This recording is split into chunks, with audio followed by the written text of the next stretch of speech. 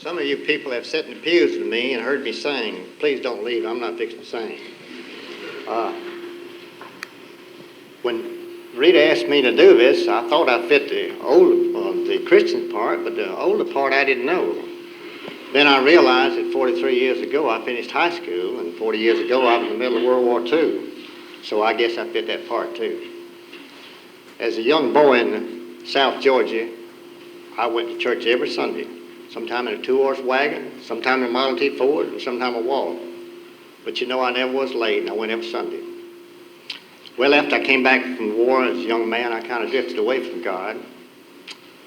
Then Joanne and I got married, and Joanne got a hold of one hand, and Christ got hold of the other hand, and I've learned to love them both ever since for over 30 years. With one advantage of being old, you've had more time for Christ to give you many blessings. And boy, I have received my part of them. Just for 4 or 5 minutes, you can't tell too many of them, but and blessings are a gift from God, and you can't compare them. But one of the blessings I remember so well, and it still lingers with me, is when Joanne and I was raising a family. We had 3 boys and a girl. And it just seemed like one of those kids at church all the time. We have 4 kids now, grown. The youngest one's 23. And they all love the Lord, and they all in church work. So that's a real good blessing.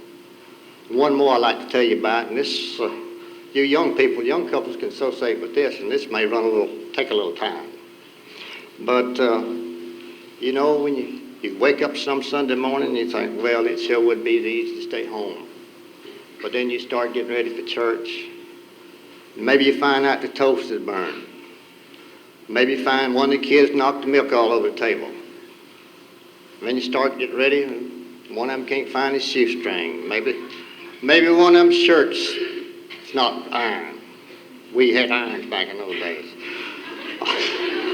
Then your wife hollers, I just can't get my hair fixed. Well, you start to get in the car, you're running late.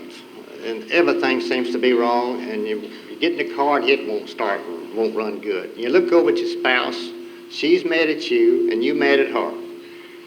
Well, by the time you get to church, you're not speaking. Well, you would get out of the car, church, and somebody hollers, hey, Stanleys. Then you walk on into church and shake hands with a couple of guys, and they, hi, Grady. And nowadays they holler, old man. And hi, Grandpa, and some of the youngsters say, hi, Shady Grady. I even have one that calls me Mr. Shady Grady. But then you begin to feel better. You've lost some of those problems. You walk on down the aisle, and you get some bear hugs from some of these good-looking women.